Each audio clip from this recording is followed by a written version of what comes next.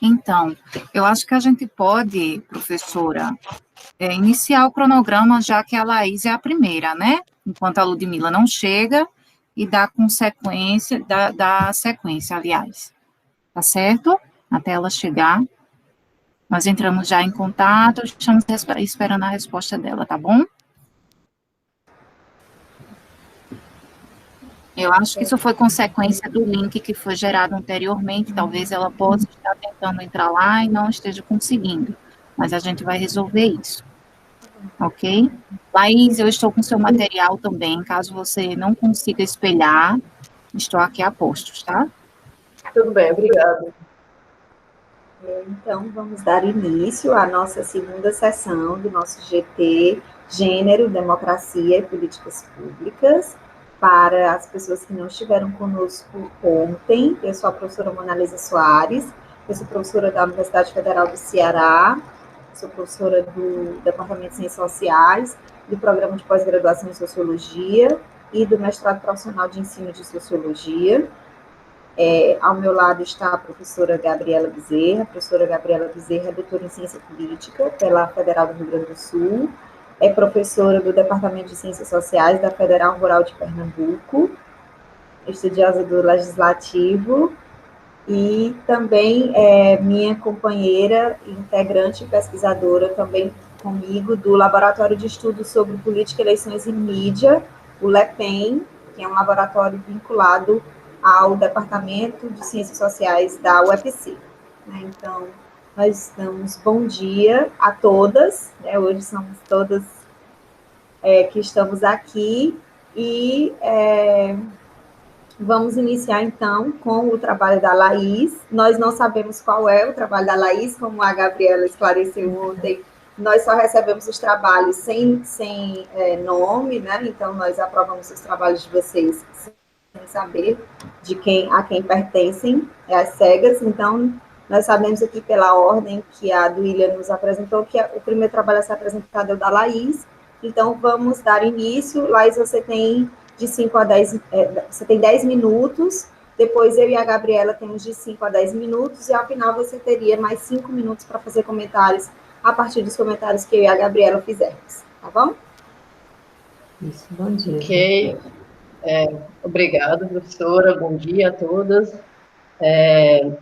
Primeiro, agradecer a oportunidade de apresentar. Eu vou, antes de apresentar, né, falar um pouquinho de mim, que eu vi que era um pouco praxe ontem. Eu sou de Goiânia e eu fiz bacharel em jornalismo, com especialização em comunicação para a internet, mas acabei também fazendo licenciatura em ciências sociais, por isso do interesse pela vida acadêmica, né? Eu fiz na Universidade Federal de Goiás, e aí lá eu também fiz depois um mestrado em sociologia e um mestrado na ciência política. E o texto que eu enviei para o congresso é uma pequena parte da minha dissertação na ciência política, onde eu discuti as aporias na categoria lugar de fala e os usos dela em alguns movimentos sociais, dentro, né, do que a gente amplamente chama de esquerda, apesar da sua diversidade interna. O texto que eu enviei, ele é basicamente teórico, né? As minhas áreas de interesse atualmente, filosofia política e sociologia fiscal, que é onde eu estou tentando entrar num doutorado. Então, o texto reflete um pouco sobre isso, né, essa questão da filosofia política, e eu trabalhei principalmente com a Nancy Fraser no texto que eu enviei para vocês. Ela não foi a autora principal que eu trabalhei na minha dissertação, eu trabalhei com a Julie Dean, que é uma filósofa política norte-americana, mas, apesar das diferenças entre as duas, elas discutem muito bem essa questão da identidade, da importância disso para os sujeitos políticos, para a agência, principalmente dentro do contexto neoliberal. Eu vou tentar apresentar aqui, jogar a apresentação, deixa eu ver.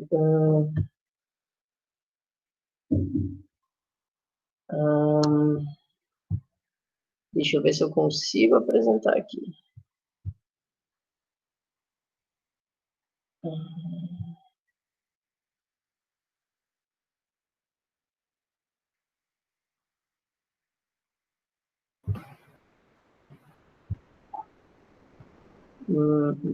Acho que é isso. Deixa eu ver aqui.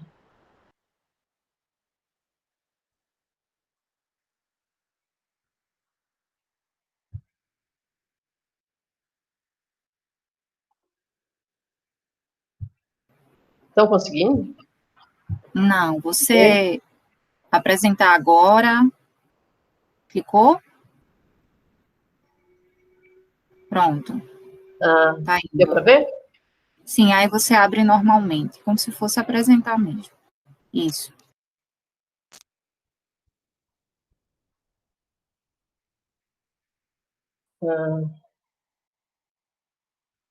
Deu certo? Estão conseguindo ver? Tá perfeito. Sim, estamos. Tá bom. Então, o título do trabalho é Do Antagonismo à Servidão, que inclusive foi inspirado em um texto que a Nancy Fraser publicou no The Guardian há alguns anos atrás, né, que ela vai principalmente falar sobre essa questão do feminismo liberal e como alguns desses grupos dentro, né, do que amplamente a gente chama de feminismo, porque há diferenças internas também, né, acabou tomando uma postura que, ao invés de combater, né, diversas opressões, acaba mantendo elas. Então, é do antagonismo à servidão, uma análise do feminismo liberal e do uso das pautas identitárias pela direita com base em Nancy Fraser. Apesar dela ter um foco muito no norte global, especialmente nos Estados Unidos, porque ela trabalha muito com o exemplo da eleição do Trump, né? Ela oferece importantes insights para a gente pensar essa atual questão no Brasil, e a questão da direita também, porque é muito forte a pauta de costumes, né, então acaba ajudando também a gente a pensar um pouco sobre isso. E a Nancy Fraser, ela trabalha muito nessa questão do gênero, quando ela trabalha com a identidade, principalmente trabalhando a questão das mulheres, né, então ela cita pouco nesses textos que eu trabalhei a questão LGBTQIA+, mas também dá para oferecer importantes insights. O ponto central do texto é a ênfase liberal da política atual, né? Então, uma defesa muito forte do indivíduo, mesmo dentro de movimentos que são ditos de esquerda. O objetivo central do artigo foi demonstrar como os indivíduos, né, para essa política contemporânea e um contexto principalmente neoliberal, acaba sendo uma categoria ideológica e que ajuda a manter antigas opressões, só que com novos formatos. A metodologia que eu utilizei foi uma revisão e uma análise bibliográfica de alguns escritos da Nancy Fraser, né? E trouxe outros autores para corroborar um pouco o que ela estava falando. E a estrutura do texto, para além da bibliografia, ela é basicamente dividida em 3 partes, que é a introdução, a parte do desenvolvimento, que eu nomeei de Destrinchando Fraser, que é dividida em 6 subpartes, porque eu trabalho um pouco dos conceitos, né, ao longo da teoria que ela desenvolveu, e a conclusão. De forma, assim, muito rápida para não passar o tempo, né, não ultrapassar o tempo, na introdução eu vou colocar que, por mais que muitos movimentos vão defender as afirmações da diferença e da singularidade, né, dessa questão da fluidez dos modos de ser com uma postura radical, e é preciso que a gente analise eles, tanto teoricamente como praticamente, sem deixar de lado o contexto neoliberal e como é que ocorre a conformação dos sujeitos e das subjetividades nesse contexto, né? Então, aqui, a identidade, segundo ela e outros autores também, ela foi abstraída das nossas relações materiais com o Estado e com a sociedade, e daí advém alguns desses problemas e aporias, né? Então, ela passou a se manifestar em divisionismos e atitudes moralizantes, estimulando cada vez menos a solidariedade e ligando certas políticas de esquerda ao imaginário capitalista dominante. Na segunda parte, então, eu vou destrinchar um pouco, né, do que a Fraser vem trabalhando para justificar essas colocações dela, né? Então, primeiro, ela vai problematizar essa política identitária e o uso da direita, que ela vai falar que, num contexto recente, a gente vai ter, né, uma cada vez maior rejeição à globalização corporativa, ao neoliberalismo de caráter progressista, né, que ela vai falar que foi uma mistura, né, de algumas ideias meio truncadas de emancipação com os processos de financiarização, principalmente característicos do neoliberalismo, e o estabelecimento, e também uma negação desses estabelecimentos políticos que promoveram, né, esse caráter progressista do neoliberalismo. E aí, ao longo dos anos, enquanto se produzia desigualdades, muitos desses movimentos, né, falava-se, na verdade, era em diversidade, em empoderamento, em não discriminação, né, a questão do empoderamento é muito pauta do feminismo liberal, né, por isso que ela vai dar um pouco de ênfase nisso. E aí o progresso acabou se tornando sinônimo de meritocracia em vez de igualdade. E aí ela coloca que esses entendimentos, né, liberal individualistas de progresso, eles acabaram substituindo gradualmente os entendimentos mais expansivos, né, e anti-hierárquicos, igualitários, relacionados à emancipação, que vinham desses movimentos característicos da esquerda, né. Então, isso como consequência acabou gerando uma onda de culpar pela piora dessas condições de trabalho que a gente vê, né, nesse contexto neoliberal. Então, muitas dessas pessoas acabaram culpando imigrantes, muçulmanos, né, pessoas de cor, tem relações também com as questões de gênero. E aí, por sua vez, muitos grupos de esquerdas também não reconheceram a sua própria parcela de culpa, né, porque acabam sacrificando algumas discussões ali em torno da proteção social e do bem-estar material e dessa dignidade de classe, né, por esses falsos entendimentos de emancipação ligados ao empoderamento, por exemplo, né. Então, antigas opressões históricas vão encontrar novas expressões, né, e fundamentos hoje. E aí, achei importante colocar também a questão do discurso, porque é quando a Fraser vai colocar o que ela está entendendo por identidade, né, e por que essa relação com o contexto histórico é importante. Ela vai falar que as identidades sociais, elas são construídas discursivamente em contextos sociais historicamente específicos, né, por isso a necessidade de se atentar a essa relação com o neoliberalismo. Ela vai aproveitar também para discutir um pouco a questão da hegemonia e do poder, né, e como é que isso está ligado a essas questões em torno da identidade, como é que molda a agenda política, e vai falar também dessa hegemonia sociocultural, né, então, essa questão de, por exemplo, por que as mulheres são vistas, né, digamos assim, de forma inferiorizada, né, na sociedade. E aí, com base nisso, ela traz uma discussão bidimensional de justiça de gênero, que que eu acredito ser uma das partes mais conhecidas das teorias que ela desenvolveu, né, quando ela vai falar de redistribuição e reconhecimento, né. Ela vai primeiro criticar, né, falando que a teoria de gênero, em grande parte, atualmente, ela acabou se tornando um ramo dos estudos culturais e acabou se desacoplando, em alguns casos, né, totalmente, por parte dos pesquisadores dessa área, das suas ligações históricas, tanto com o marxismo, como com a teoria social, como com a economia política, que nisso ela vê um grande problema, né. E ela fala que isso acabou gerando meio que uma mudança gravitacional na política feminista, na atuação dessa política, né. Então, as lutas de gênero, elas acabam se concentrando atualmente cada vez mais na identidade e na representação, e deixam de lado esses aspectos em torno, por exemplo, do trabalho. E aí, por um lado, então, a gente vai ter que a autora vai dar ênfase justamente, né, nessa ideia de que as lutas por reconhecimento, elas se expandiram, mas que essa melhora, essa melhora na redistribuição teve um relativo declínio. Então, ela fala que o que a gente vai ter é que você trocou, né, um economicismo truncado e você trocou por um culturalismo truncado. E aí isso vai gerar esses problemas em torno, né, da atuação desses sujeitos políticos na atualidade.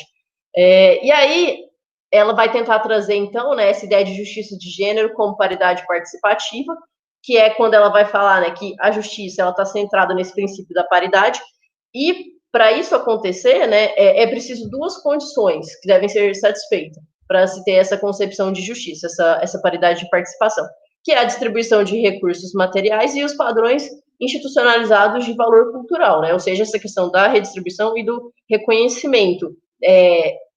A ideia dela é que eles não estão em pé de desigualdade, um sendo superior ou preponderante ao outro, que é preciso pensar eles de forma paralela, né? E ele vai falar que, ela fala também, né, que pensar dessa forma também se aplica a outros eixos, né, dessa diferenciação social, dessas várias interconexões, como raça, sexualidade, etnia, nacionalidade. Então, disso, ela percebe algumas consequências, né? Então, para ela, o modelo de política de identidade, como ele é posto, né, pela maioria desses movimentos, principalmente de esquerda, né, atualmente, vai conter insights que são genuínos, porque é importante abordar essas questões em torno da identidade, só que ele vai ser deficiente em pelo menos 2 pontos, segundo ela. O primeiro é que tende a reificar a feminilidade e a obscurecer os eixos transversais de subordinação, resultando muitas vezes em reciclagem de estereótipos de gênero dominantes, enquanto promove o separatismo e uma ideia sobre o que seria politicamente correto. E aí, o segundo ponto é que o modelo de identidade trata o falso reconhecimento sexista como um dano cultural autônomo, né? Então, ela vai falar que esses são os 2 principais pontos ali deficientes. E aí, os conceitos de gênero e justiça propostos pela autora vão implicar em uma política feminista alternativa, né, a essa, principalmente frente ao feminismo liberal, né, e aí nela, o reconhecimento é uma questão de status social, o que requer reconhecimento, então, não é a identidade, mas o status da mulher, ou seja, significa uma política voltada para a superação da subordinação via estabelecimento de mulheres como membros integrais de uma sociedade capazes de participar no mesmo nível que os homens das atividades sociais. Então, a ideia dela é desinstitucionalizar padrões androcêntricos, né, de valor que impedem a paridade de gênero e substituí-los por padrões que, na verdade, fomentem essa paridade de gênero, né? E aí a autora vai exemplificar isso, e eu trouxe para o artigo, com o uso do foulard nas escolas lá na França. E aí, o que possibilitaria uma política, então, feminista não identitária, segundo a Nancy Fraser, é a ideia de paridade participativa, então, ter um casamento entre as reivindicações de redistribuição e de reconhecimento, né? Na parte final ali, né, do meu desenvolvimento, eu chamei, né, de esclarecendo pontas soltas e críticas, porque a Nancy Fraser tem algumas críticas, né, a essas discussões dela. Aqui eu trouxe, por exemplo, foi uma que a Butler faz sobre ela, né, e aí ela está tentando responder algumas dessas críticas e aproveita para falar da relação entre opressão de gênero e a natureza do capitalismo contemporâneo, né? Então, ela procura apresentar um arcabouço teórico que evita distinções ortodoxas, né, entre essas duas esferas que ela está focando ali, né, de redistribuição e de reconhecimento, e ela ressalta a importância do caráter socioestrutural diferenciado e historicamente específico da sociedade capitalista contemporânea, que deve ser levado em consideração nessas análises, né? E que tal percepção nos permite localizar as possibilidades de agência dos sujeitos e de mudança social sistêmica, né? E aí, o ponto de partida indispensável, então, para esses tipos de análise e para esses entendimentos, né, nesse tipo de feminismo, é perceber que ambos os lados têm pretensões legítimas e as ideias feministas que antes faziam parte de uma cosmovisão radical, né, que é o que ela está tentando resgatar, né, são cada vez mais expressas simplesmente em termos individualistas, que é o que ela entende como sendo o principal problema para a atuação política desses grupos, né? Então, o que estaria por trás dessa mudança, né, essa mudança de eixo em atuação, é também uma mudança no caráter do próprio capitalismo. Então, o capitalismo estatal da era pós-guerra deu lugar a uma nova forma de capitalismo, que é esse capitalismo globalizante, neoliberal, e aí, em termos de feminismo, a gente tem, né, como um exemplo nítido, o chamado feminismo liberal. E aí, só a título de conclusão, o que a gente vai ter é que o carisma emancipatório dos novos movimentos sociais, em grande medida, acabou por encobrir o ataque à seguridade social, que os entendimentos liberal individualistas de progresso substituíram gradualmente os entendimentos mais expansivos, anti-hierárquicos, igualitários, sensíveis à classe anticapitalistas da emancipação. E eu acho que, por exemplo, isso fica bem claro e muito mais trabalhado no livro O Feminismo para os 99%, que foi recentemente publicado no Brasil, e a Nancy Fraser é uma das autoras, então ela trabalha bem melhor essas questões que ela está discutindo nesses textos, né, esses textos são mais antigos. A gente vai ter também que essa mentalidade, né, que ela está abordando, vem se reafirmando e encolhendo imperceptivelmente as aspirações, né, do que chama-se, no geral, de esquerda. Então, o resultado foi um neoliberalismo progressista, que misturou ideias truncadas de emancipação por um lado e de formas letais de financiarização por outro, né? Consequentemente, uma relativa parcela da sociedade passou a culpar pela piora nas condições de trabalho, né, pessoas que são racializadas, imigrantes de outras religiões e assim sucessivamente. E isso foi um dos combustíveis na recente onda de ascensão de uma extrema-direita pelo mundo, né, perceptíveis discursos de vários desses candidatos, né, e aí o exemplo que ela traz é o Trump. E a esquerda necessita, então, né, segundo ela, de uma crítica maciça a essa financiarização, por um lado, e uma defesa a uma postura que seja fortemente antirracista, antissexista e anti-hierárquica, de caráter emancipatório, do outro, para poder combater esses tipos de discurso e essas atuações muito centradas, né, em uma noção liberal individualista.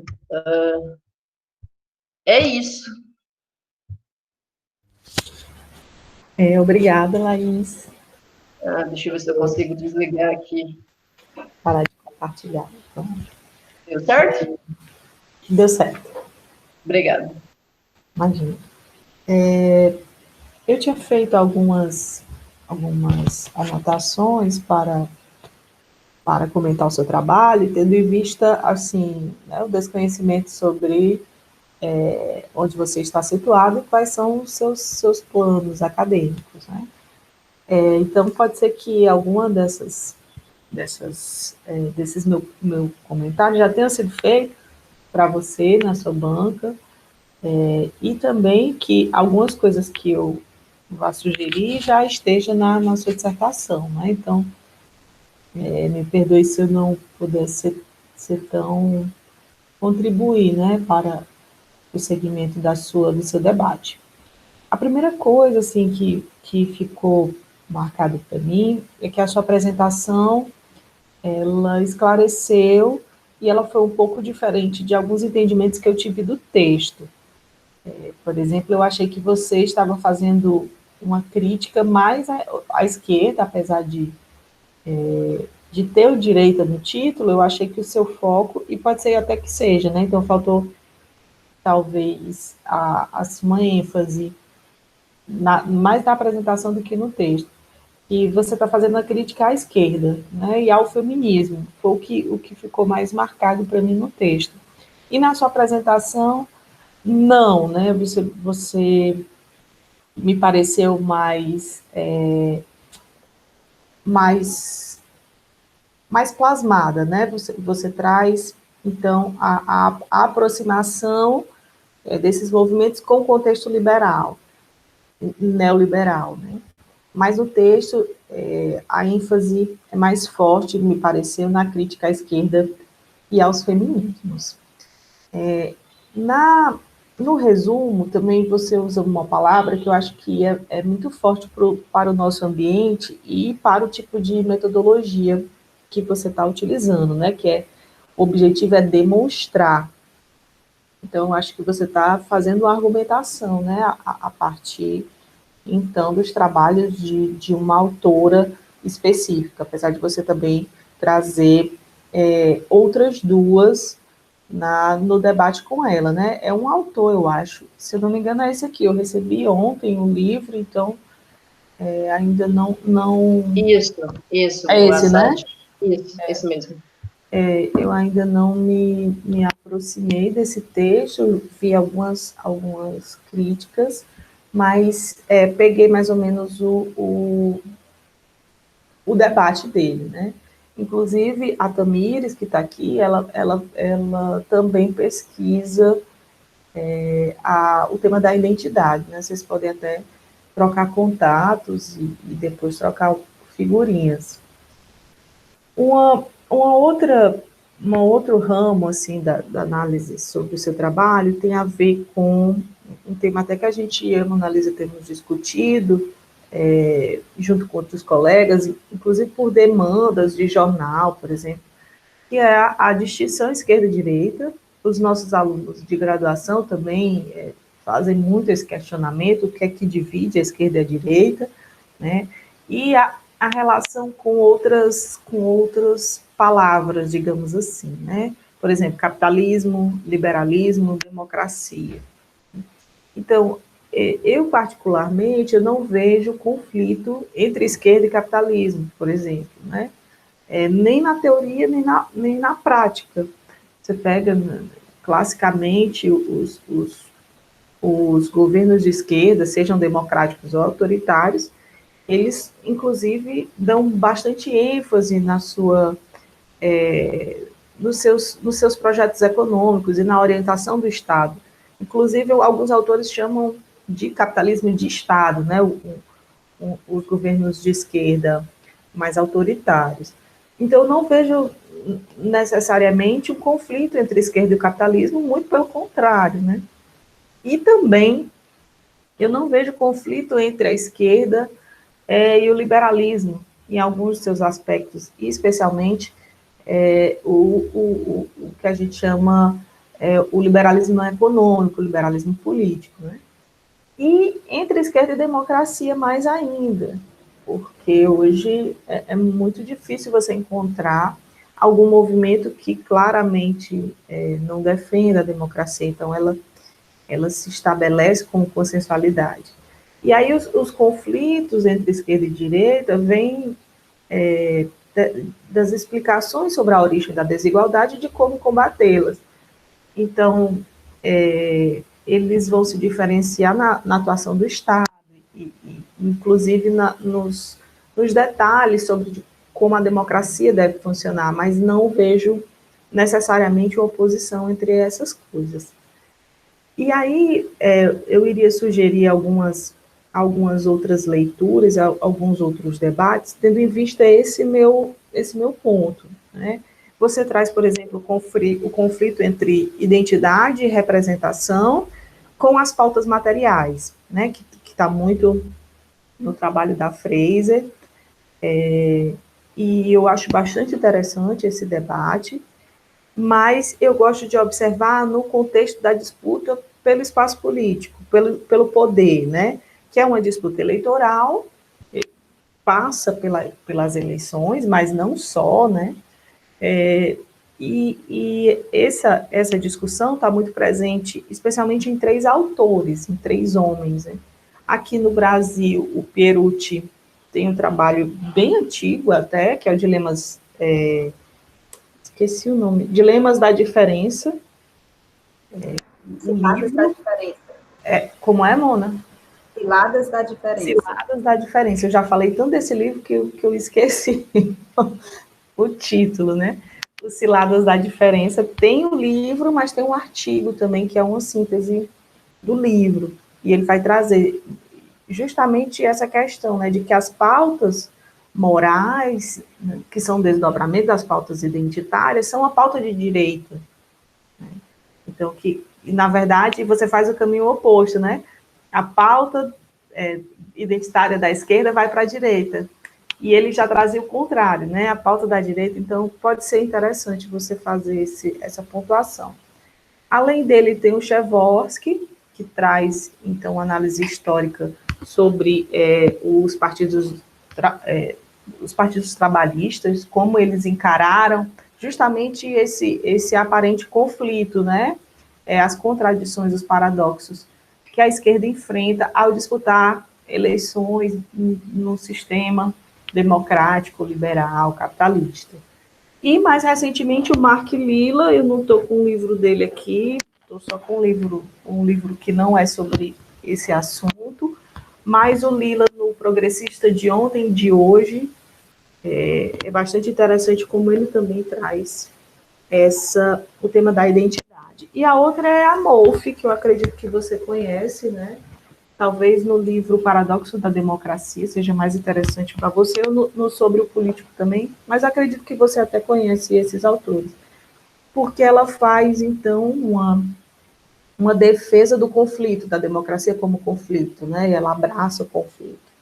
E, mais recentemente, a Andy Brown, que eu acredito também que você conheça, porque a análise que ela faz dentro desse espaço que você está teórico, né, desse campo teórico, a Andy Brown é bastante sofisticada no entendimento sobre a relação entre a esquerda, né, o neoliberalismo, nesse contexto de disputa eleitoral e de disputa de campo de poder político. E aqui, só uma última fala para concluir, que você fala da seguridade social, né, desse desmonte, enfim. E esse movimento, ele, na verdade, foi um movimento popular, né, por isso que eu trago esses autores que falam da disputa de campo. Foi um movimento popular, né, um movimento conservador, tanto nos Estados Unidos como na Inglaterra. Ele foi um movimento popular que se voltou contra o estado de bem-estar social, porque não funcionava mais, né? Para o entendimento, à época, não funcionava mais. Então, foi uma exigência de redução do Estado, não se confiava mais no Estado como um ator para a resolução dos problemas da desigualdade.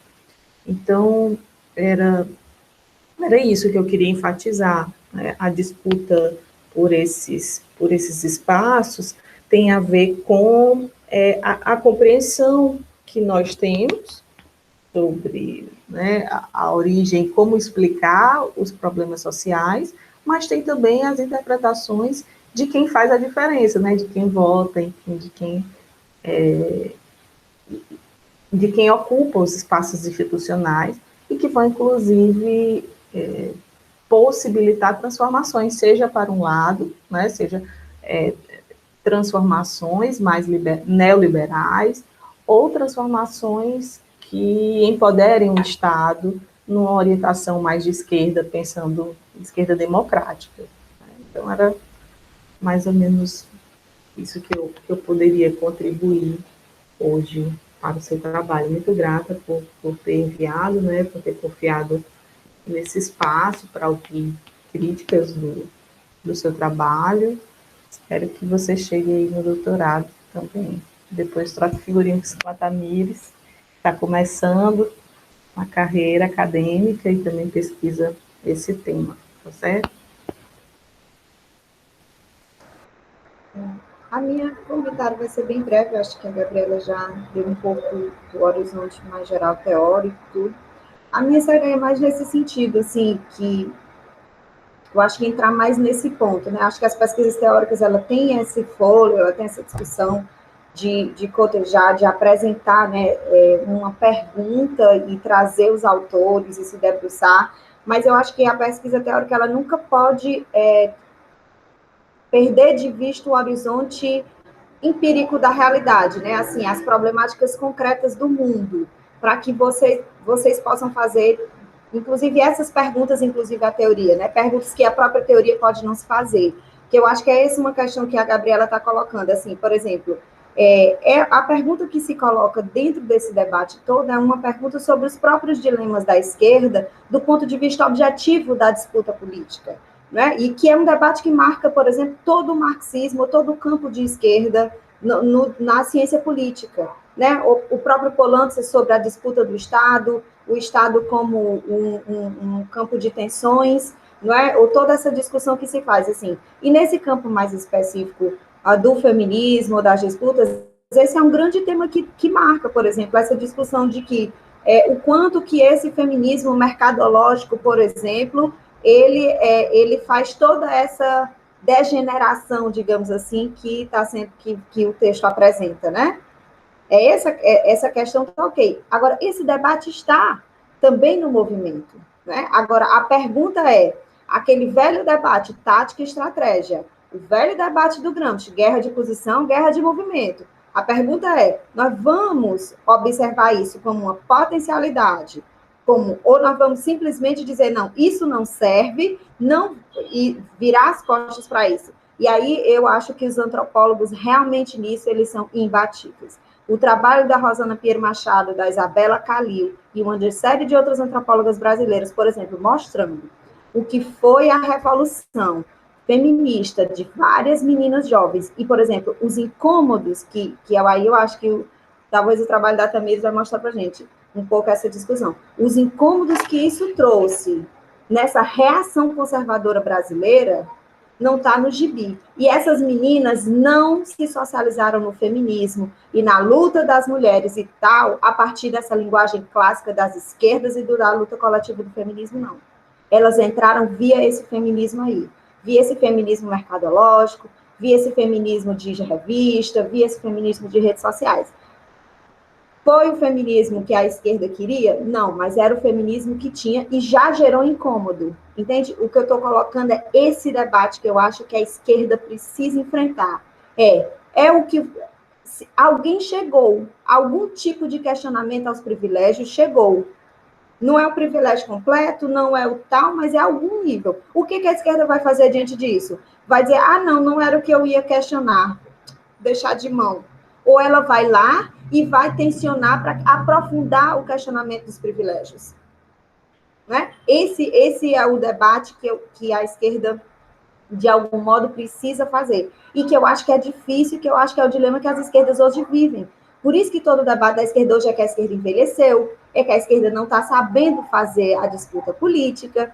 Por quê? Porque alguns outros conseguiram fazer um nível mais... a esquerda diria superficial de questionamento, tocando pontualmente em privilégios, A esquerda está insatisfeita com isso, mas ela não consegue operar para aprofundar esses questionamentos, porque ela não consegue operar mais a nível de contato e de linguagem. Ela está ultrapassada nas suas estratégias de comunicação e de acesso a essas pessoas, né? E aí, por isso eu disse, o trabalho das antropólogas brasileiras tem sido um trabalho destacado, porque a Isabela Calil, a Rosana Pinheiro Machado, e, como é o nome da parceira da Rosana Pinheiro, que eu esqueci? Eu também sempre esqueço. Então vamos já lembrar aqui. Já lembrar aqui no Google. Elas têm feito um trabalho, assim, exímio. Então, é muito importante esse trabalho de reparação, que é isso, assim. E por que eu estou colocando isso? Porque a gente fala muito, e a esquerda tem uma tendência, a teoria da esquerda, a ter uma tendência muito estrutural. E quando você tem uma tendência muito estrutural, você perde esse nível da agência, do que está acontecendo lá no nível micro, na experiência concreta das pessoas. Vou dar um exemplo bem simples para vocês. A discussão toda do Bolsa Família. Pererê, parará, toda a discussão. Aí a Valquíria faz um trabalho, as vozes do Bolsa Família. Todo mundo falava aquelas coisas todas. A Valquíria faz um trabalho sobre voz do Bolsa Família, falando uma coisa arrebatadora sobre a transformação do Bolsa Família na subjetividade de mulheres no sertão nordestino. Arrebatador o trabalho, assim, é uma coisa linda. Se vocês querem ler um trabalho super bem feito, muito, um exemplar, para a gente falar sobre isso, sobre os impactos mesmo subjetivos do que significa. E aí eu estou colocando o que são os dilemas para as teorias de esquerda chegarem nisso, né? É óbvio que eu entendo que a esquerda tem que fazer esse debate, que o capitalismo é macro, é transnacional, as suas regras operam, é a financiarização. Só que você tem que fazer essa discussão, mas ela não é absoluta, porque existem vários níveis de mediação até o que chega objetivamente na vida das pessoas, né? Então, o que eu estou chamando sua atenção, Laís, é só assim, eu acho que a discussão teórica é isso mesmo, ela tem esse nível, mas nunca perca de vista a dimensão concreta, porque é ela que pode levantar perguntas que enriquecem a sua pesquisa teórica, que tensionam, inclusive, essa teoria que você está analisando.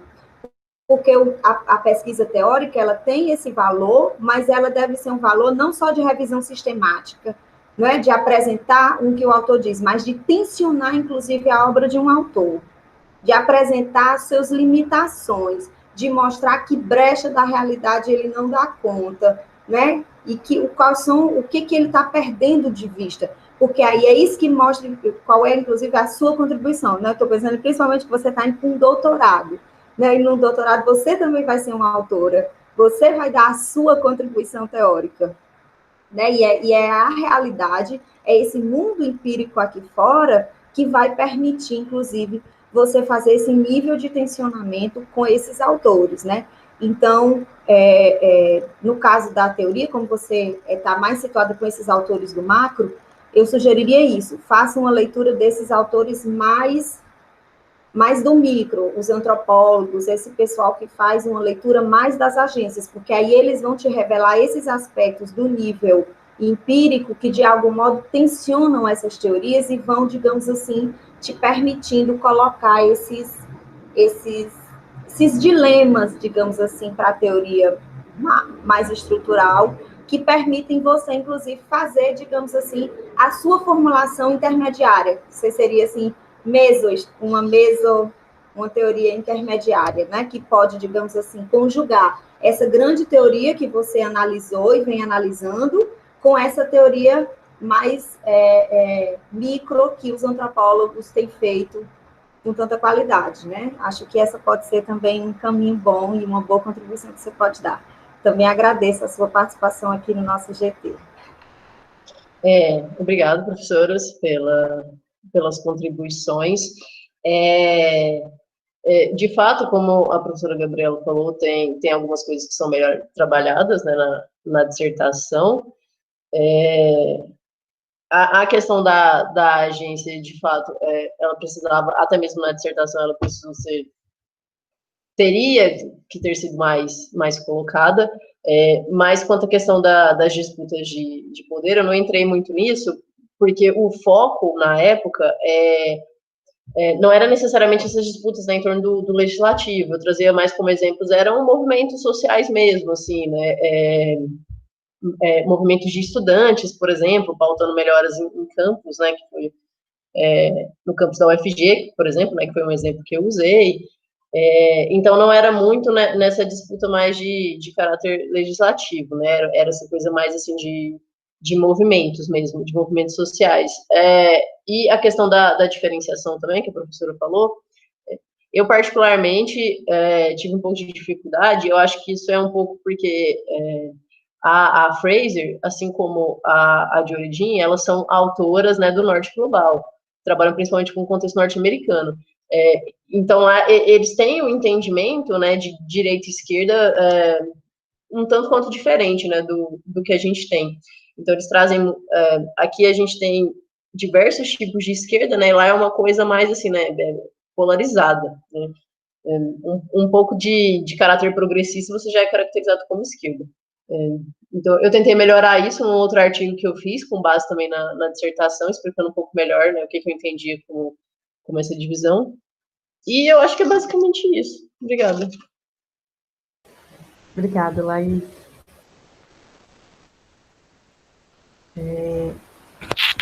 Acredito que o próximo, acredito não, esse eu tenho certeza, políticas de segurança para a população GLBTQ e mais, no Piauí.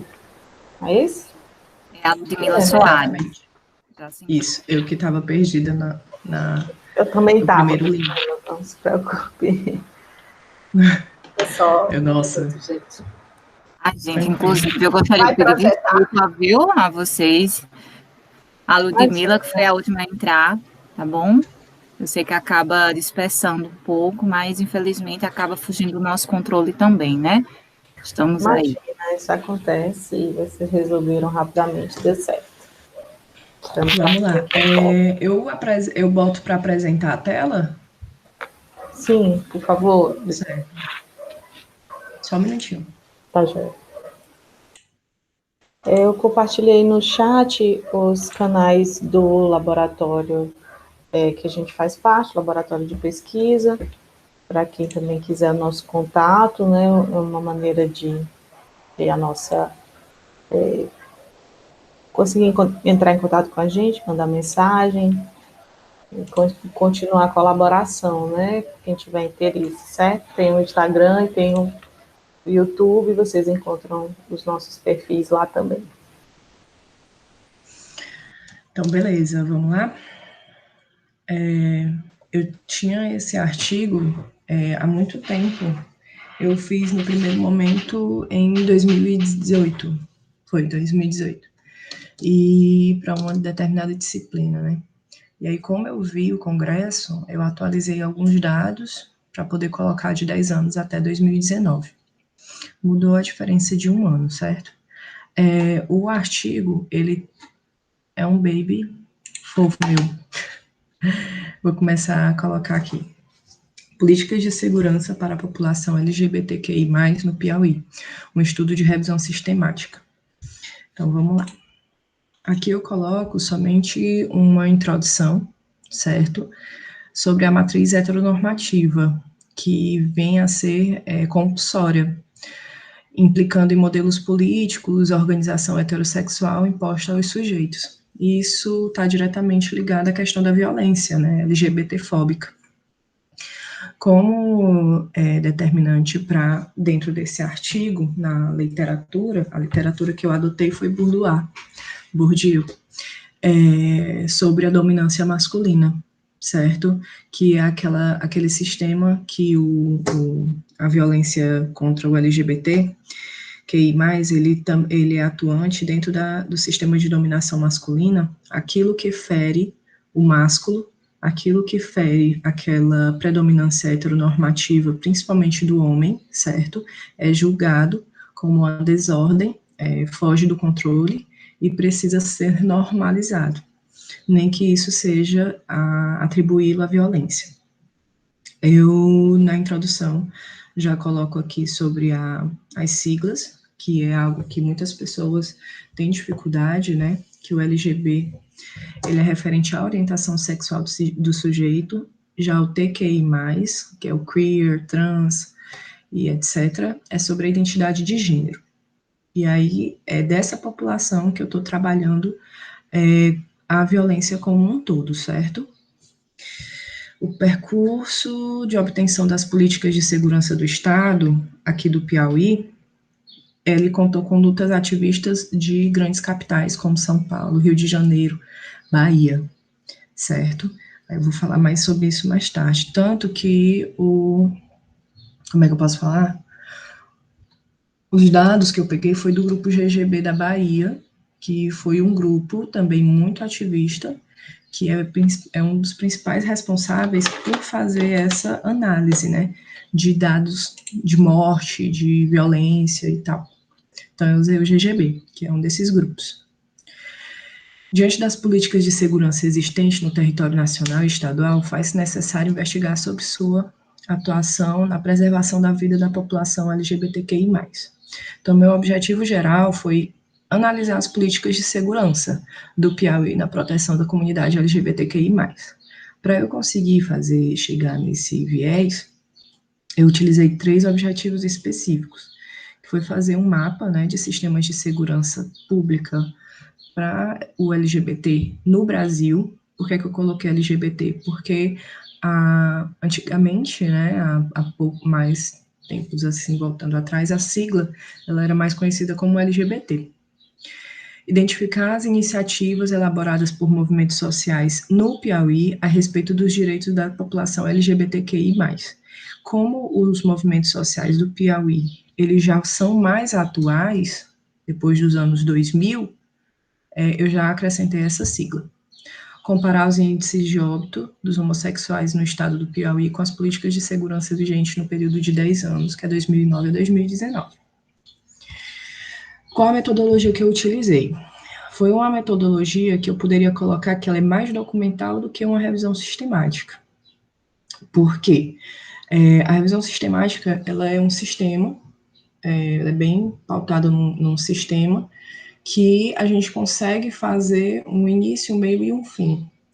Só que dentro dessa investigação das políticas de segurança, eu precisei contar bastante com pesquisa documental referente a sites e jornais, certo?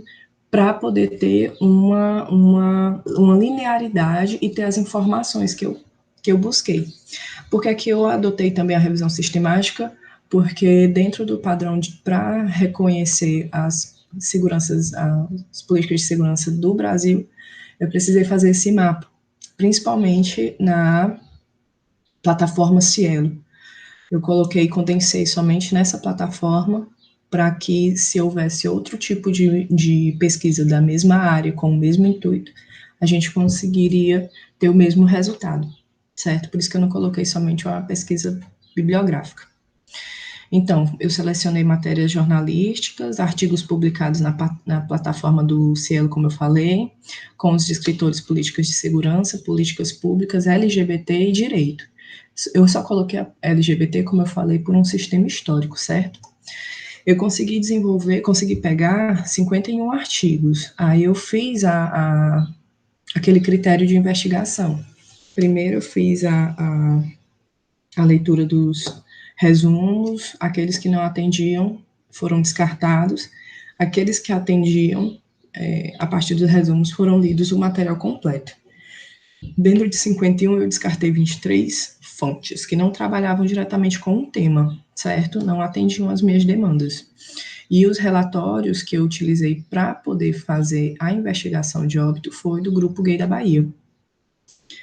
Eu consegui os resultados seguintes. Para a população LGBT do Brasil, elas foram conquistas de células ativistas posterior à ditadura militar. É uma história muito interessante, certo? Que tem vários artigos que narram isso, que foram investigados, que foram conquistas dos ativistas para direitos a favor da proteção das pessoas que tinham AIDS, desmistificação, lugares de, como é que eu posso colocar? Lugares de enfrentamento, territorialização, é bem interessante, certo? E esses movimentos sociais, eles conseguiram dialogar por muitas vezes com entidades do Estado, certo?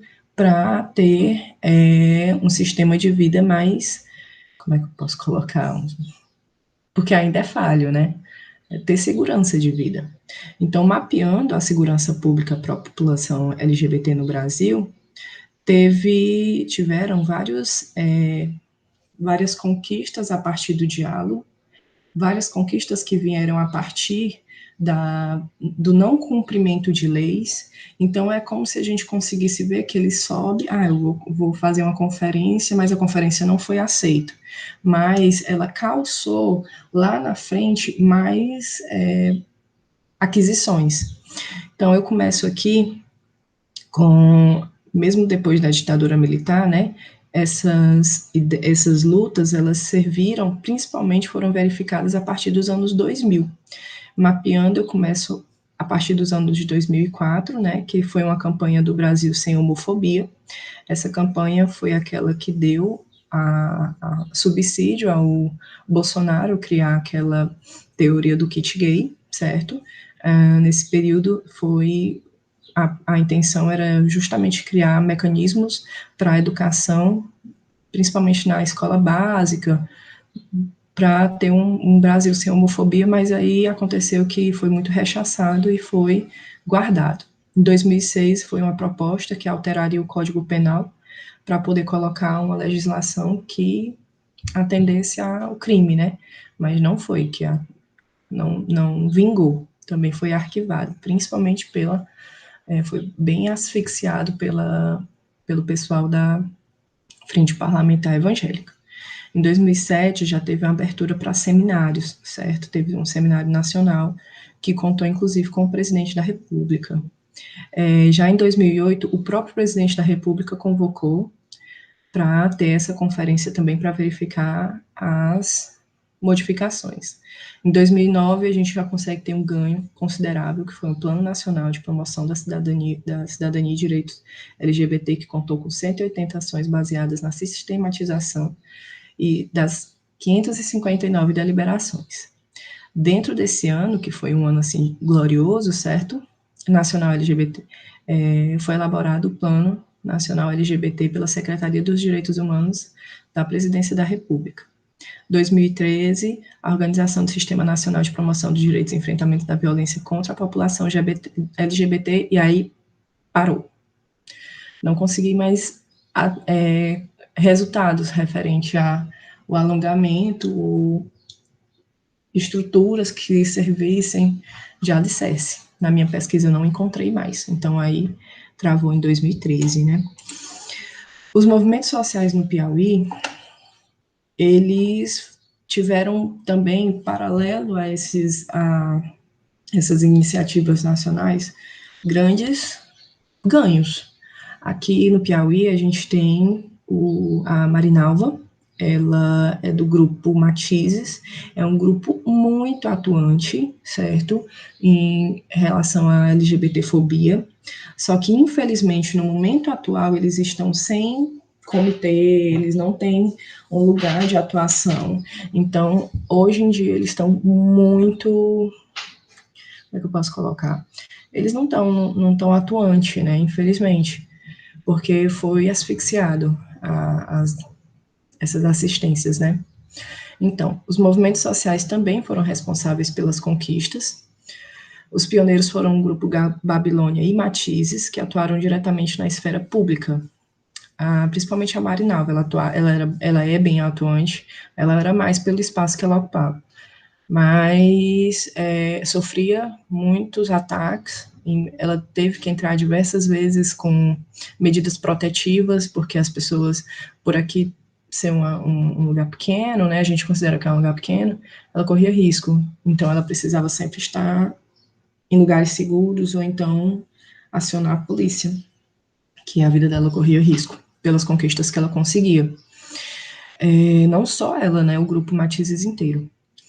Movimentos sociais posteriores seguiram mesmo os pressupostos. Aqui a gente tem grupos de travestis, a gente tem grupos de trans, que também, hoje em dia, funcionam mais como coletivos, certo? Mas eles também são bem atuantes. Se vocês quiserem atrapalhar, assim, falar alguma coisa, tudo bem. Eu tô aqui só discutindo aqui, sozinha. Então, beleza. Seguiram os mesmos... Ludmila, eu acho que é porque você não estava quando a gente explicou. Você tem 10 minutos para apresentar, e aí a gente vai fazer os comentários logo depois, viu? Beleza. Então, aí a gente já consegue verificar que em 2006 a gente conseguiu uma delegacia do combate a práticas discriminatórias, né, de gênero. Ela fica praticamente no centro de Teresina, uma conquista positiva. Essa delegacia não tem uma estrutura tipo nacional, não é em todo o Brasil que a gente consegue vê-la, são somente em alguns municípios. Em 2011, Secretaria Estadual de Assistência Social e Cidadania, certo? E ela foi criada para dar assistência às vítimas de violência LGBTQI.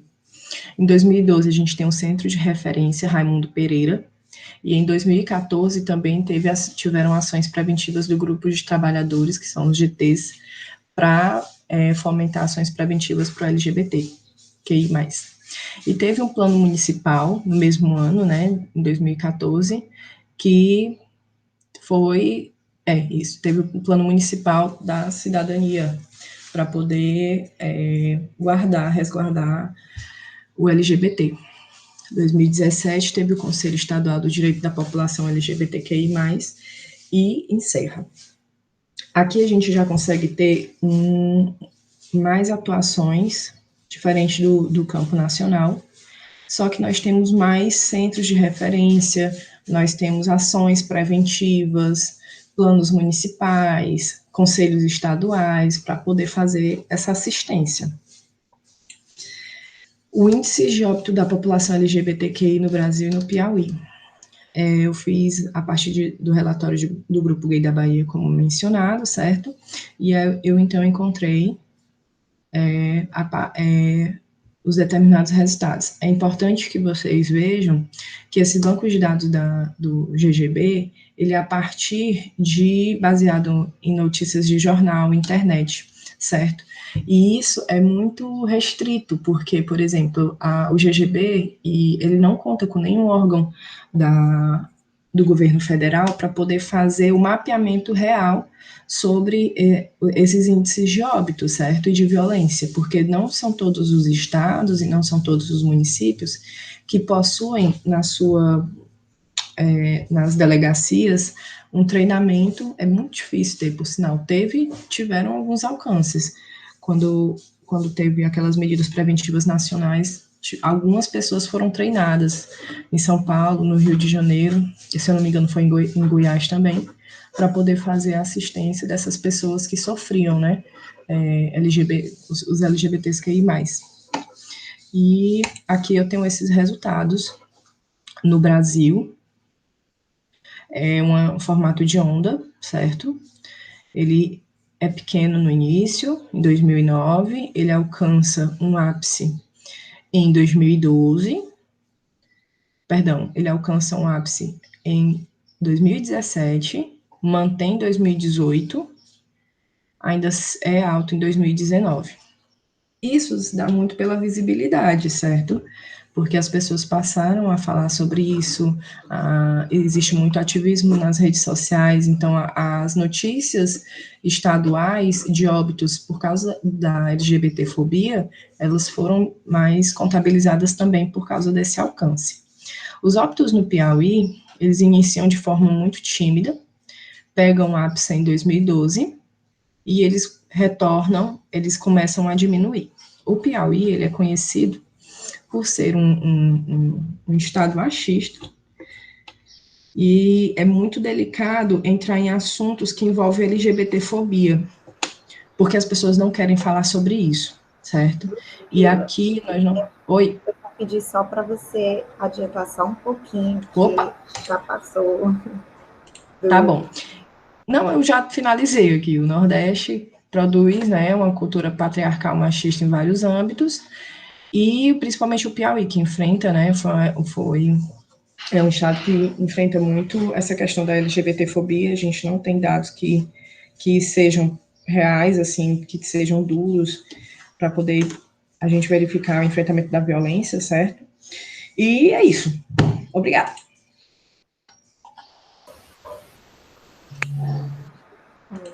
Tá certo. Vamos lá, então. Grata, Ludmila, pela apresentação, pelo trabalho. Vou fazer alguns comentários. A gente trouxe o tema. Ontem a gente teve um trabalho da Geisa, que estava trabalhando sobre a produção legislativa das mulheres, e esse tema, inclusive, da população LGBTQIA+, é uma das produções que ela diz que é a menor produção, né, não há temática sobre isso, né, então, de fato, ela já apontava isso, e o seu trabalho também vem um pouco nesse conjunto, e foi, inclusive, um dos elementos também, além da qualidade do trabalho, que nos fez também pensar da importância de que ele estivesse aqui, para romper, inclusive, isso, essa discussão sobre a invisibilidade dessa pauta, né? É muito importante destacar isso, né? Essa pauta é uma pauta que ela ainda persiste na invisibilidade. Então, o trabalho da Geisa mostrava isso ontem, o seu trabalho hoje também dialoga sobre isso. O que eu acho que é importante é que o seu trabalho, ele traz dados interessantes, você traz uma construção de buscar, digamos assim, um histórico e mostrando. Agora, seria importante que você destacasse algumas coisas para que a gente tivesse uma ideia, né, já que você está fazendo quase um estudo de caso, de mostrar a situação do Piauí.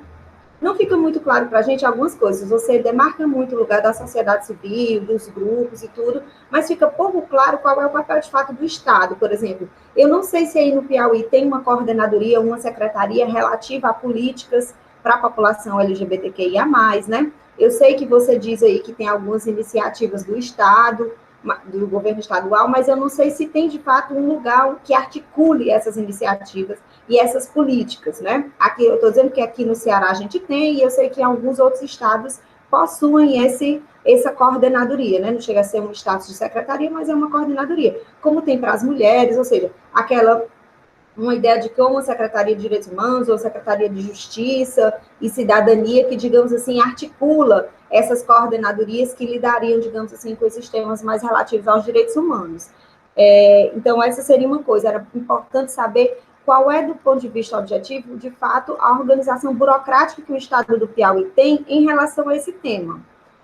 Ou seja, ela é fora da Secretaria de Segurança Pública, qual é a conexão objetiva que ela tem? Você já mostra aí algumas coisas para a gente.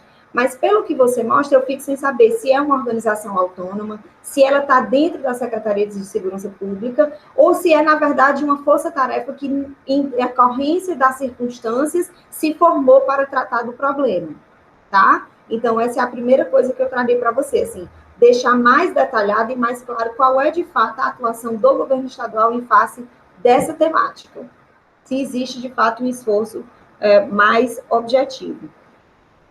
Do ponto de vista da discussão, eu acho que é muito importante você fazer uma correlação com uma coisa que o seu texto já aponta, e que eu acho que, do ponto de vista, inclusive, buscar mais textos e mais teoria, que é essa relação entre a subnotificação e a violência institucional, né? Porque inclusive o coordenador do GGB que diz, né, é uma forma de homofobia estatal quando o Estado não produz os dados, quando o Estado não se importa, né, ou seja, quando o Estado diz que é latrocínio, que é qualquer outra coisa, e ele não reconhece, né, como, por exemplo, eu estou pensando aqui também no debate que a gente fez ontem sobre gênero, né? Quando as mulheres morriam pelo fato de serem mulheres e não se reconhecia isso, não é como um feminicídio, não se qualificava dentro dessas coisas, o Estado ele estava se omitindo dessa sua função, e eu digo o Estado do ponto de vista legal, penal e etc., de assumir essa sua função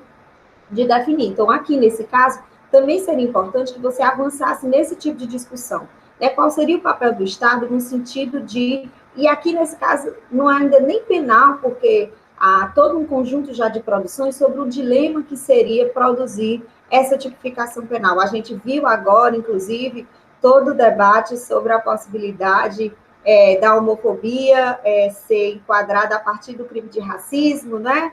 E já teve essa discussão no STF, então, ou seja, já tem discussões em torno disso.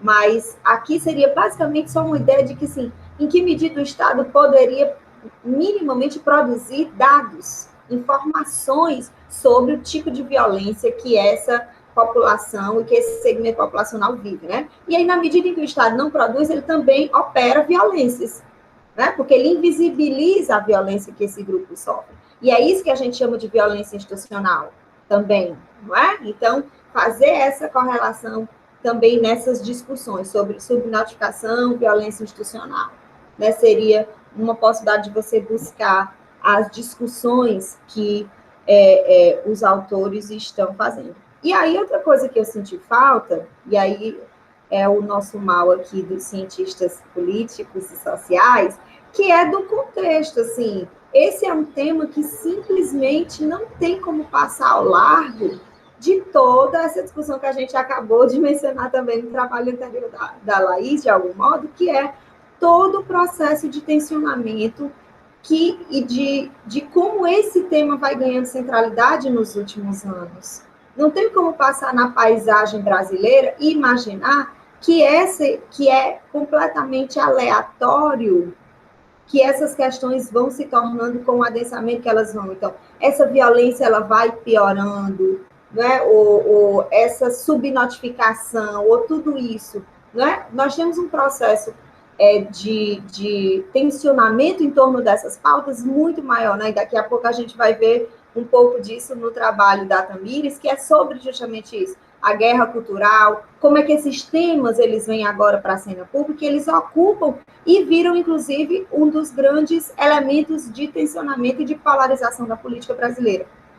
E esse tema, basta a gente pensar toda a discussão sobre kit gay, não sei o quê, parará. Então, esse tema está no cerne das discussões. Então, não dá para discutir violência contra a população LGBTQIA+, sem discutir como esse tema vira, inclusive, o tema central de muito da polarização política e de como todo um debate conservador se reinstala na cena pública brasileira, né? Então, tem que trazer também isso para dar essa paisagem para o seu trabalho. E isso está, inclusive, na fala eu tenho muitos amigos que são lideranças de movimento LGBT, e isso está claramente no discurso deles, né? Assim, isso está lá muito situado como, de fato, esse adensamento piorou bastante. E eu estou pensando aqui, por exemplo,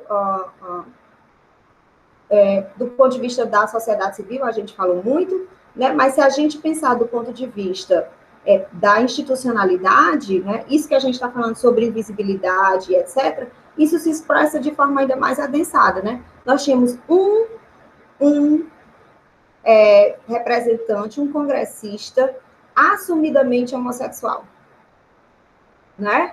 E esse congressista não pôde exercer seu mandato nessa legislatura. Teve que sair do país. Isso não é um dado irrisório, isso não pode passar ao largo de um trabalho que fala sobre violência contra LGBTQIA+. Né?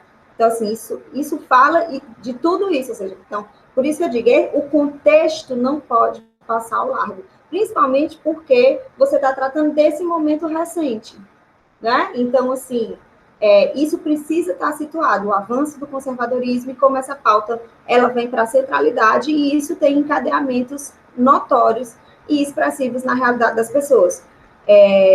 Eu acho que todos os grupos de defesa da população LGBT narraram isso, como nos últimos 2 anos aumentou expressivamente a violência contra a população LGBT. E isso não é aleatório, né? Isso tem fundamento, e isso tem uma correlação direta com os discursos e com as práticas políticas que estão se institucionalizando e que têm visibilidade a partir do poder central. Né? Então, seria mais essas as minhas considerações para que aprimorar o seu trabalho, né? Já que você disse que ele é o seu xodó, então eu imagino que você queira aprimorá-lo e avançá-lo. Vamos ver aí o que a professora Gabriela tem.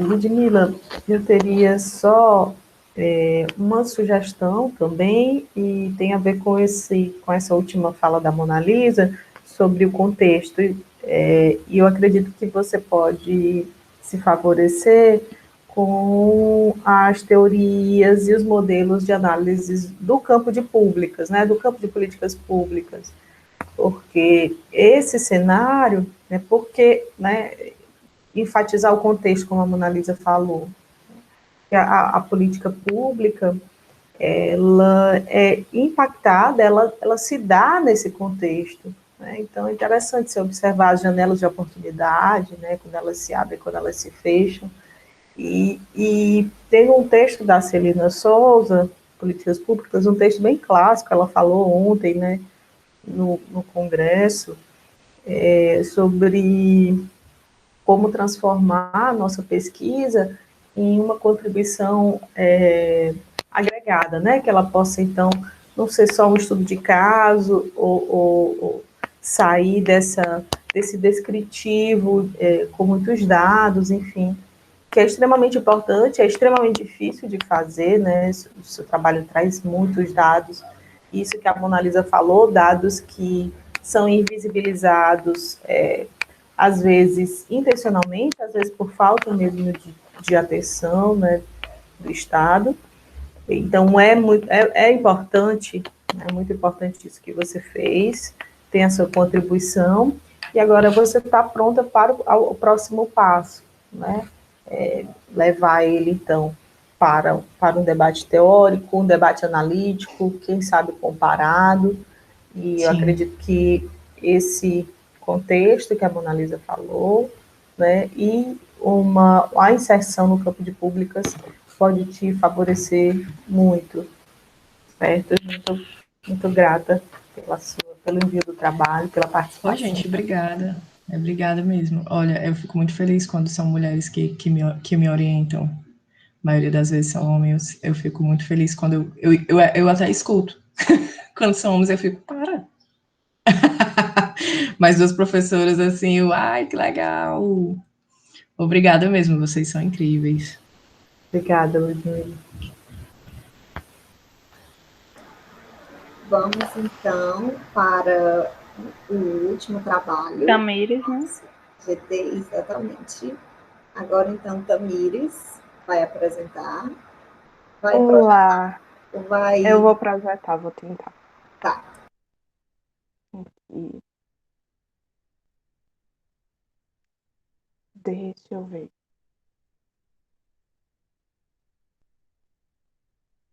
Pronto. Eu estou muito feliz de estar aqui e eu estou sentindo um pouco da pressão de ser a última a fechar esse GT, porque eu achei os trabalhos todos incríveis. Então, primeiro, eu parabenizo todo mundo.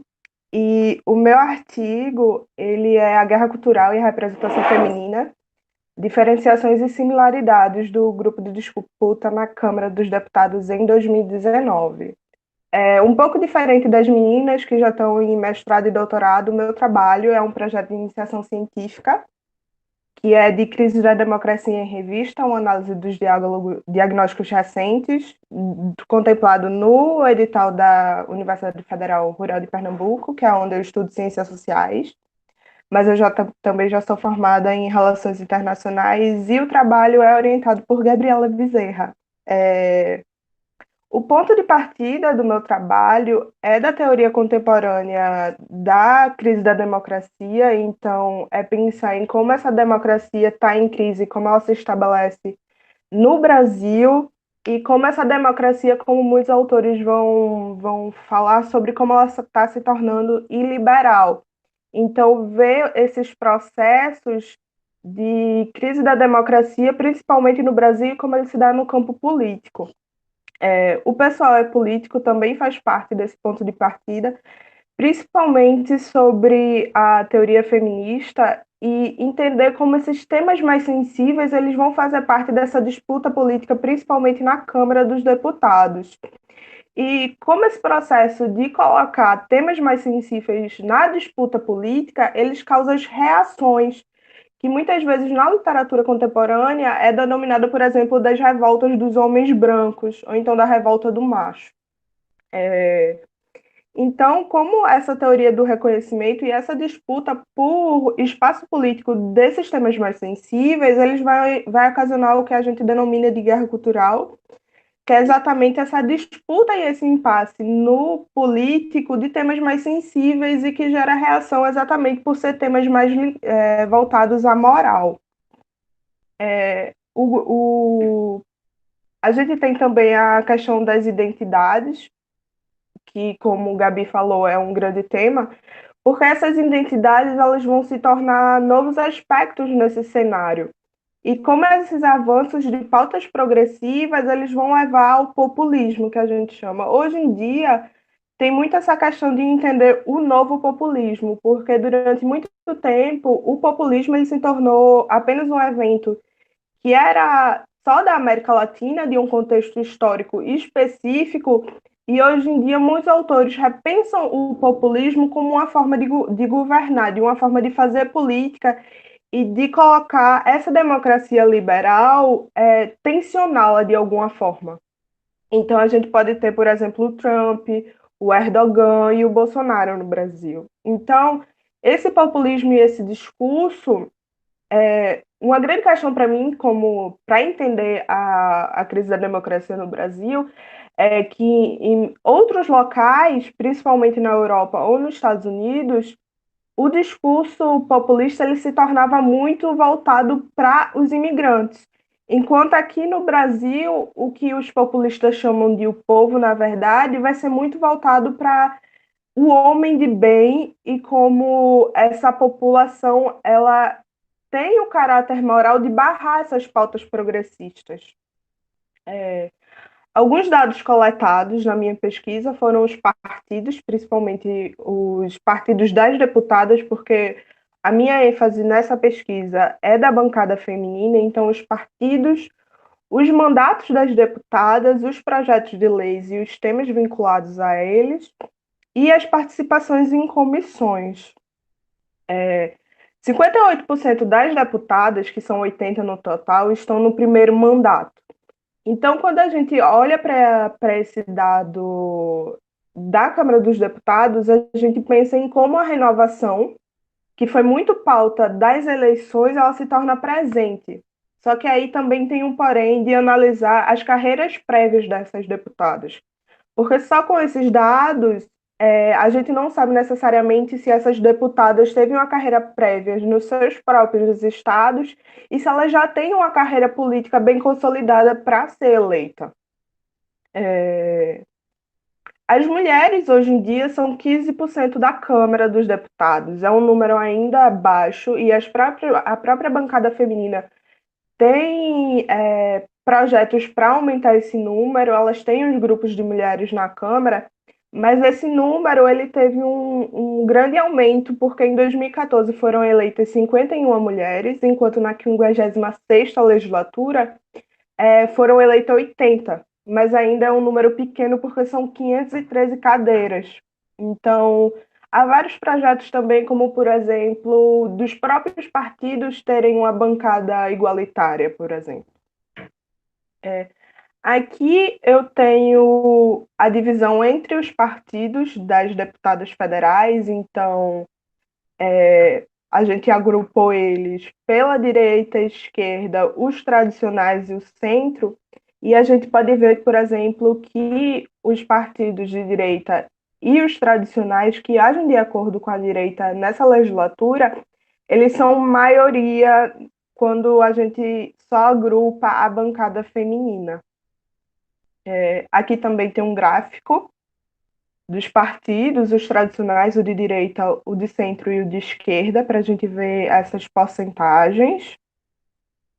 E aqui a gente tem a porcentagem dos temas. Como eu falei para vocês, eu me debrucei um pouco sobre os projetos de lei, e se eu não me engano, chega a quase 900 no total. E 900 desses, 50% desses, perdão, se debruçam sobre o termo de direitos humanos e minorias. E direitos humanos é um dos temas que vai ter mais disputa nessa guerra cultural, exatamente por estar nesse processo de está no centro desse processo de identidades e de tentativas de buscar processos de melhoria para esses grupos que são... esqueci a palavra, mas esses grupos que tendem a buscar melhorias porque eles são grupos... Não, esqueci a palavra, gente, mas então... E aí, os direitos humanos, eles vão se tornar o principal cerne desses projetos de lei, exatamente por essa disputa de sentido, sabe? Por essa disputa política nesse âmbito.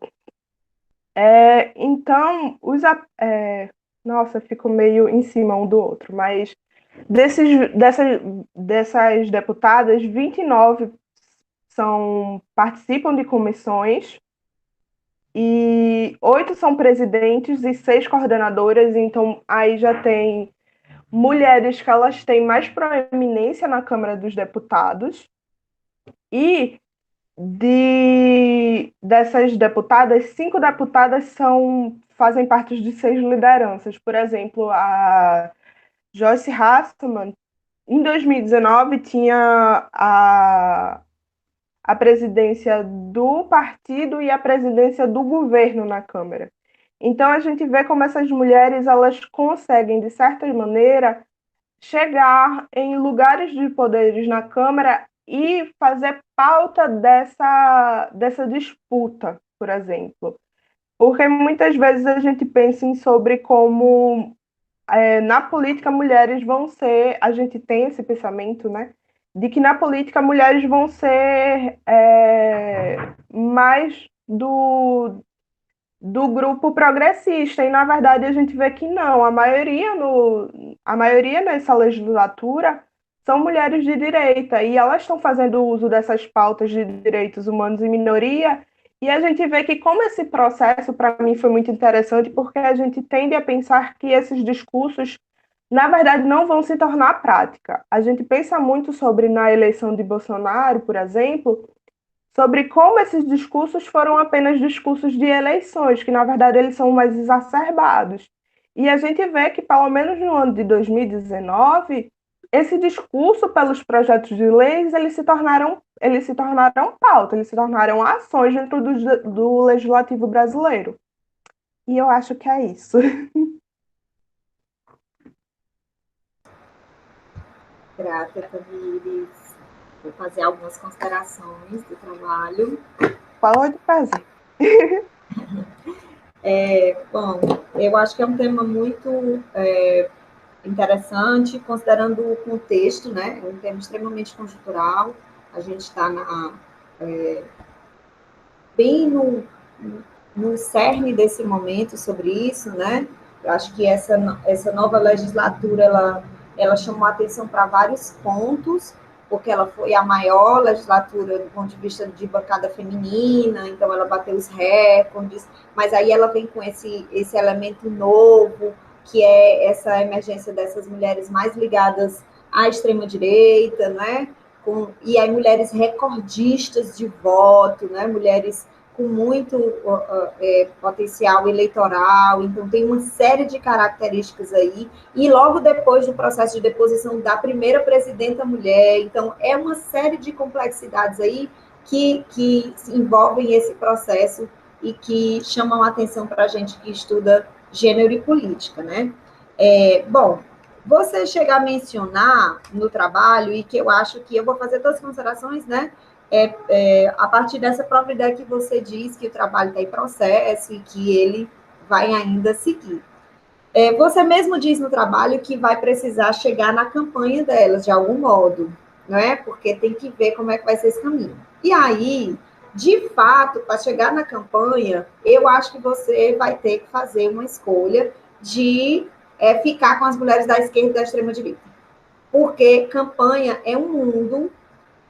essas mulheres, elas são muitas, a inserção de legislativa ela é muito pequena, muito dispersa, muito desorganizada, não é como de executivo, que é tudo organizadinho, bonitinho, então uma campanha legislativa é muito desorganizada do ponto de vista da produção de uma imagem pública, de uma representação pública das candidaturas, né? Então, essas de extrema-direita é ótimo, porque elas já estavam nas redes sociais, então para elas é mais fácil procurar a imagem pública, mas a de esquerda nem tanto, então vai ser mais disperso. E se for falar nas de centro, nem se fala, porque aí a votação pode ser mais tradicional, mais de geografia do voto, mais assim. Aí, ou seja, achar como é que essas mulheres construíram a imagem delas e tal, deve ser mais complexo. Você pode, assim, se vocês for fazer um estudo de trajetória a partir de como elas apresentam a biografia, pode ser. Mas se você for atrás de fazer uma conexão entre o que elas disseram na campanha e a atuação delas, aí é mais complexo, porque aí o que a campanha das do centro vai ser muito difícil capturar. Né? Então, tem que fazer aí que tipo de escolha você vai fazer. Se é trajetória e atuação, ou se é campanha e atuação. Porque se for campanha e atuação, dá para fazer com as de extrema-direita e com as de esquerda. Se for essas outras, aí dá para... Se for trajetória, aí dá para pegar todas. Porque aí você, sei lá, arranja um software, faz uma coisa assim, pega as biografias de todo mundo e tipifica, organiza lá e tal. E aí tem outra coisa interessante, essas mulheres de extrema-direita, muitas delas participaram da propaganda do Bolsonaro no segundo turno, né? Eu estou trabalhando com o material do Bolsonaro no segundo turno, inclusive eu quero escrever sobre esse programa, tem um programa dedicado só para as mulheres. E aí, muitas delas estão lá, Joyce Hasselman, tem uma da Bahia, então várias delas estão lá, que são as mulheres expoentes de voto. E o que eu acho muito interessante destacar é que essas mulheres, elas estão disputando o sentido do que é ser mulher, do que é a categoria gênero, do que são os direitos humanos. Né? Elas estão disputando um sentido, e isso é muito importante de ter como horizonte. Então, não é só uma questão de negar ou não, elas estão disputando, é ressignificar, é uma disputa realmente simbólica. O que é gênero, o que é direitos humanos, é isso que elas estão tentando fazer lá. Ou seja, mostrar que o que as feministas, ou as de esquerda, ou outras mulheres disseram, não é o que efetivamente deve ser gênero e o que deve ser direitos humanos. Né? E que elas não têm um monopólio de representação absoluta sobre o que é isso. Existem outras formas de ser mulher. E o que eu estou dizendo isso? Porque você mesma aponta no trabalho que sempre existiu dissenso, e sempre existiu. É tanto que, por exemplo, todas as pautas que se relacionavam a aborto nunca avançavam, porque sempre as mulheres da direita tradicional e de centro não embarcavam nessa onda. Quando tinha que discutir esse tema, elas não entravam, nunca entraram. Então, já tinha essa dissidência. Só que elas também não falavam. Elas ficavam na dela. Essas agora, elas falam, elas botam a mão na mesa, batem e dizem, não é isso. Tem um monte de mulher lá fora que é contra isso e tal, entende? Então, ou seja, elas estão disputando o sentido. As outras não disputavam, elas deixavam passar, ou seja, elas faziam a estratégia de a gente não vota, deixa elas falarem disso aí, a gente simplesmente só não vai votar. Essas agora não fazem isso, elas dizem, ninguém vota e nós vamos denunciar que elas estão querendo transformar o Brasil num país de abortistas, não sei o quê, não sei o quê, não sei o quê. Né? Então, isso é muito porque é levar a política para, não só do ponto de vista prático, da legislação e das coisas, mas do ponto de vista da performatividade. Então, ou seja, elas fazem política nesse sentido da performatividade tanto quanto a esquerda. A esquerda sempre performatizou, sempre mostrou o que estava fazendo. E elas fazem do mesmo jeito. Nós vamos lutar para que não transforme o Brasil nisso. Então, por isso que eu disse que acho que, de repente, compará-las é interessante. E elas fazem também, interessante veria como é que elas usam os recursos de campanha, como é que se mostra, se constrói suas trajetórias. Poderia valer bem a pena.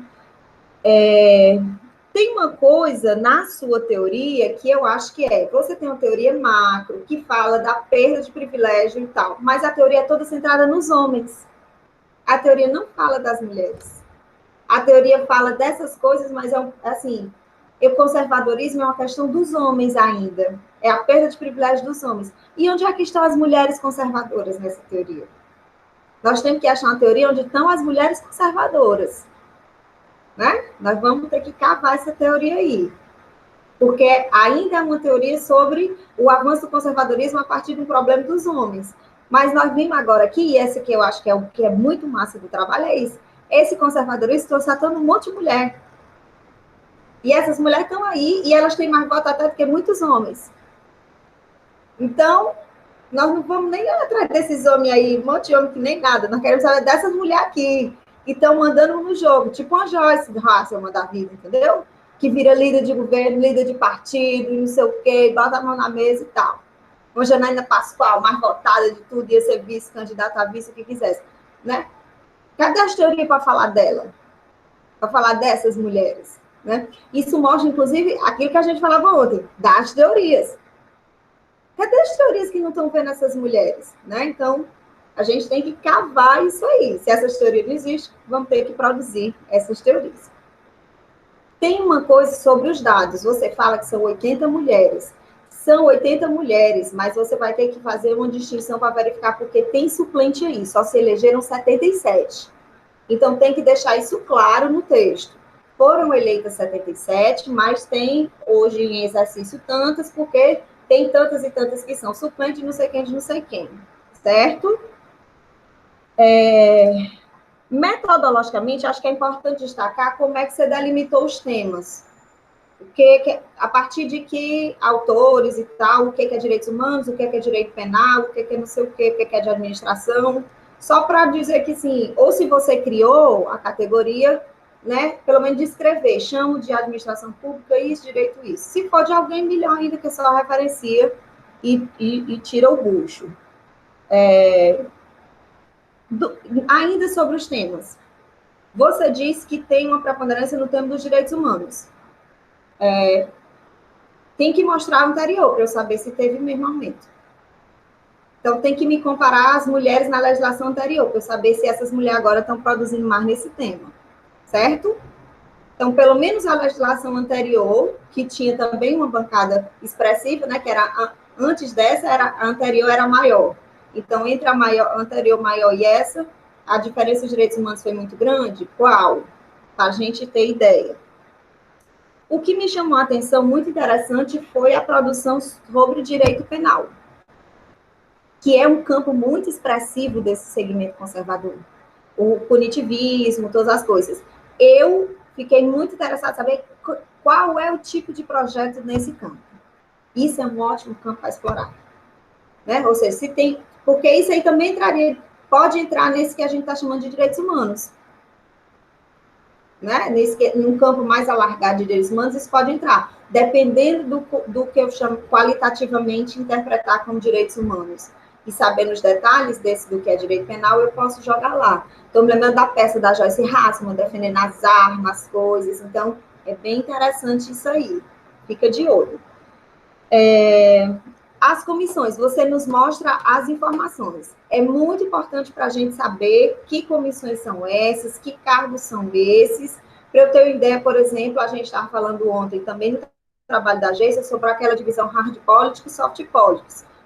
Onde é que estão essas mulheres, né? Ou seja, a Joyce já viu que a Joyce estava no hard do hard, era líder de governo e tal, e tal, tal. Mas as outras estão em que lugares, né? Então, isso é um tema muito caro aos estudos de gênero e política. De fato, as mulheres fazem só coisas de social, de cuidado, e os homens fazem coisas de infraestrutura, de orçamento. Então, situar de novo as mulheres. E, obviamente, nesse sentido, fazer a relação disso com a guerra cultural. Porque o seu cerne é a guerra cultural. E, por fim...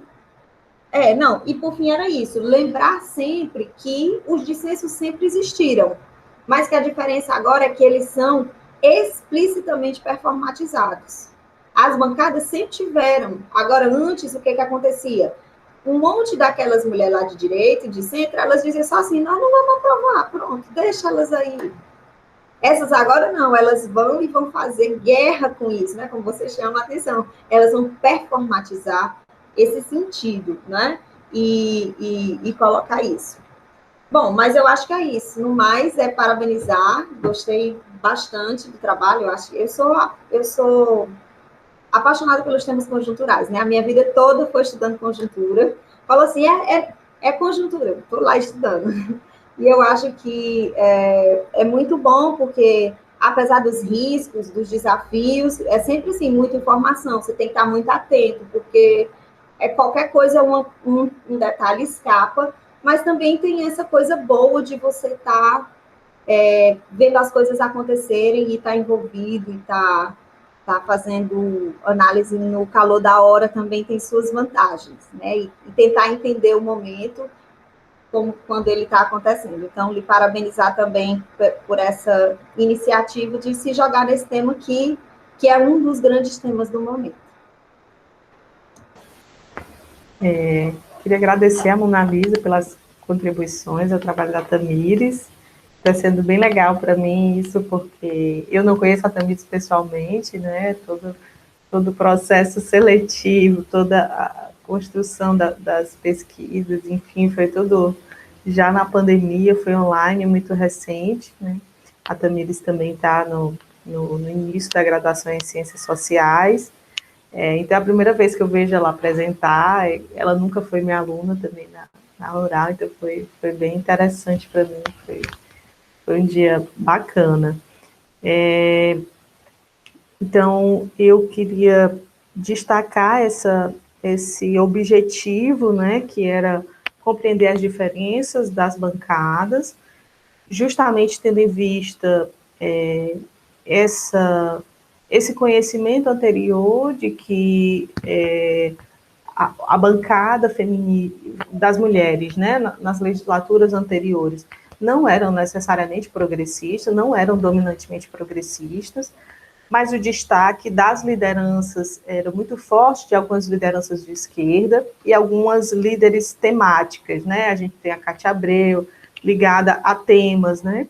Então, foi muito interessante esse toque da Mona Lisa, da gente investigar a performatividade, né? Esquerda e direita, ou seja, os dois campos performatizam, mas também ver a ação, que era uma grande curiosidade que envolve o trabalho, né? Até que ponto esse discurso performatizado, ele se concretiza numa ação realmente ativa e não só reativa, né? Porque, enfim, elas saem das votações, por exemplo, né? É muito comum isso.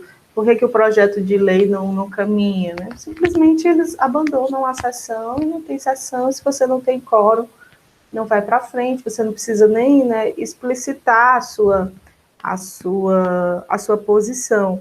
E foi isso que eu estudei, né, no meu doutorado, como a oposição, principalmente a oposição do PSDB e do PFL, eles tinham a performance, mas o foco mesmo era nem se pronunciar, porque eram, na verdade, eram a favor, né, ao projeto, era o projeto deles também. Então, eles se retiravam da votação, obstruíam, e o projeto passava por outros caminhos, né? E no caso dessa guerra cultural, a gente tem um outro cenário, né, onde a performatividade ela é ativada ao máximo, né, e sempre cruzando o limite, quando a gente acha que chegou no limite, ultrapassa, né? Então, seria também uma ideia observar essa trajetória dessas mulheres que são grandes lideranças, elas têm um nome, né? Tanto que a gente tem que parar para pensar assim, um pouquinho qual o partido delas, né? As mulheres de esquerda, por exemplo, a gente já identifica rapidamente ao PT, ao PCdoB, e essas mulheres têm um destaque tão individual, né, que eu tenho que pensar assim, a Joyce é o que mesmo? Porque não importa, a legenda vem atrás dela, e não ela atrás da legenda, né? Mas qual é o campo, então, político de ação dessas lideranças, né? Foi uma liderança apenas desse movimento da guerra cultural, ou seja, são paraquedas, de onde elas estão vindo, né? Essa é uma curiosidade que eu tenho. Elas tinham uma trajetória política anterior, elas embarcaram nisso. E se elas embarcaram essa aproximação, então não se converteria em uma ação prática, intencional, projetos de lei. E é muito uma curiosidade também de saber como faz projetos de lei não progressistas, né? Como você retroage. Qual é o tipo de estratégia, então? Né? É só barrar avanço? Né? É só obstruir? Como operacionalizar, então, essa pauta conservadora num cenário de constante avanço progressista, né? Então, é interessante. E esse toque da Mona Lisa é genial, assim, da teoria para as mulheres conservadoras. Realmente não tem, né? Não tem. Só tem o seriado, até falei, Tamires, assiste o Miss América, foi a primeira vez que eu vi, né, um retrato, assim, das mulheres não feministas, militantes, né, não feministas. Então, e não conheço teoria mesmo, né? E é uma ótima contribuição. Mas é isso. Queria agradecer a todos, a comissão que está aqui nos auxiliando, né, no dia de hoje, não são os mesmos de ontem. E agradecer também às autoras, o envio dos trabalhos. Nós tivemos também aqui hoje mais 3 lugares, né, diferentes, então tá bem, apesar de um número pequeno de trabalhos, nós não tivemos, né, repetição, né, de distrito, de estado, então isso é um sinal de sucesso do Congresso, né, de divulgação, de comunicação, quando você consegue penetrar e ter a resposta de tantos lugares diferentes, de tantas regiões, isso é um sucesso da comissão organizadora, né, que às vezes está bem invisível ali atrás do serviço duro. Então, eu queria parabenizá-los e agradecê-los também pelo convite, né, por esse espaço. E a Tamires tinha que responder, né? Eu cruzei aqui todo o protocolo. Eu estava só esperando. Não, mas eu só quero agradecer, porque eu acho as contribuições de Mona muito felizes, assim, eu vou levar com muito carinho. E vou conversar com Gabi sobre todas elas e como a gente pode coordenar isso tudo. E acho que vai enriquecer ainda mais o trabalho. Então, muito obrigada a vocês duas e à comissão também.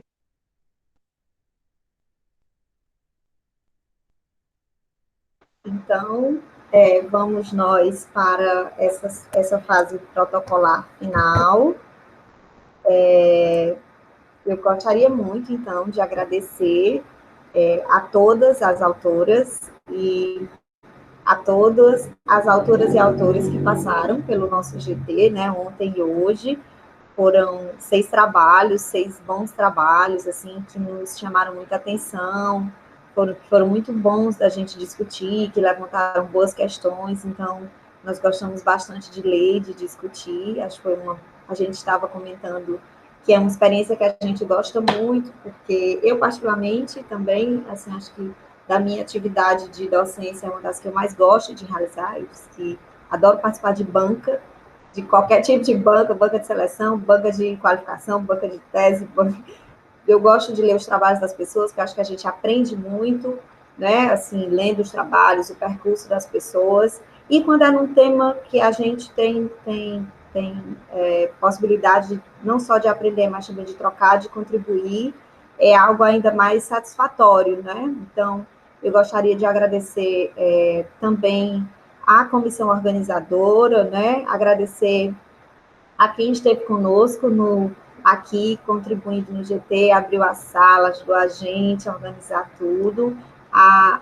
O fato de terem nos convidado, né? Para nós foi uma grata surpresa e também uma felicidade de estar. Eu reforcei ontem a importância, assim, a gente percebeu a diversidade, né? Assim, a gente falou aqui da diversidade dos trabalhos, de como o Congresso congregou pessoas de vários lugares aqui para apresentar trabalhos, mas a gente também sentiu isso no conjunto, assim, também da organização, de conseguir ver gente de vários lugares, digamos assim, nos espaços também, e a gente gostou de ver isso, né? Eu acho que é bom que a gente se conhece, a gente troca, a gente fica se conhecendo, e a gente faz rede, né? Eu acho que a ciência é basicamente isso, é fazer rede, é se conhecer, é ter o contato das pessoas, e saber, assim, que a gente tem referência uns dos outros, é saber agora que eu já sei quem é que pesquisa o que aonde, onde é que vocês estão. Se eu tiver agora que indicar alguém para ler alguma coisa, agora eu já sei que alguém pesquisa LGBTQI no Piauí, eu já sei que tem a Ludmilla, né? Eu já sei que tem a Laís que pesquisa questões mais empíricas, eu sei que tem a Geissa lá no Paraná que pesquisa mulheres no legislativo, né? A Tamires no Pernambuco, que está pesquisando guerra cultural.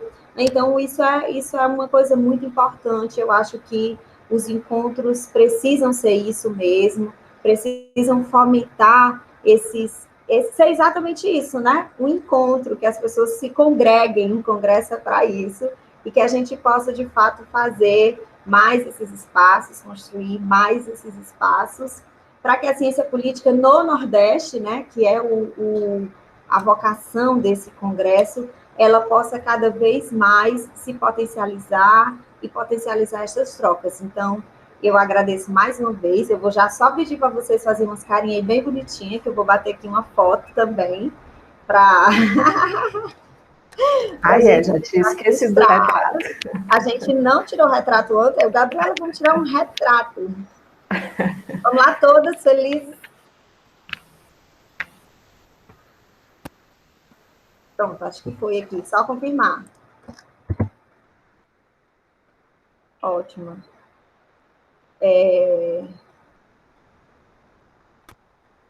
Deixa eu ver aqui. Coloquei o e-mail do LEPEI também aí no chat, né? E o Instagram e o canal no YouTube. A gente faz eventos com frequência, lives de conjuntura, né? Quando tem algum assunto bombástico, mas a gente também faz eventos, seminários com a frequência bem alta até, né? Costumamos fazer 2 vezes por ano. E aí tem todos os nossos canais e podem entrar em contato com a gente também, manter a rede, né, ativa. Gabriela, bate aí só que a minha pode ter ficado médio, vai, para a gente encerrar aqui, que todo mundo vai ter Deixa eu só ajustar o mosaico aqui. Ai, eu ainda... Confiram a foto, né, lá no Instagram do LEPEI, vai sair aí em algum momento, vai. Pronto. Então, gente, muito grata a todas vocês, muito grata à minha parceira de muitas tarefas e de vida, Gabriela Bezerra, por ter estado comigo neste momento, ter avaliado os trabalhos e ter debatido também aqui esse espaço. E é isso. Duília, eu sempre quero dizer Dília, Duília. Quer colocar alguma coisa ainda? Nós não estamos te ouvindo. Oi, que houve com o som? Nada.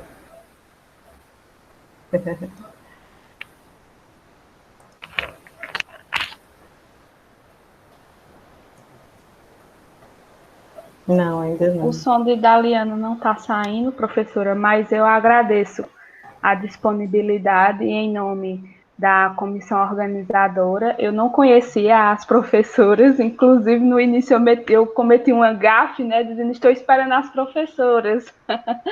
Eu não conhecia vocês, mas foi um prazer conhecê-las, né, e esperamos que a gente possa aí manter esse contato, troca de conhecimento.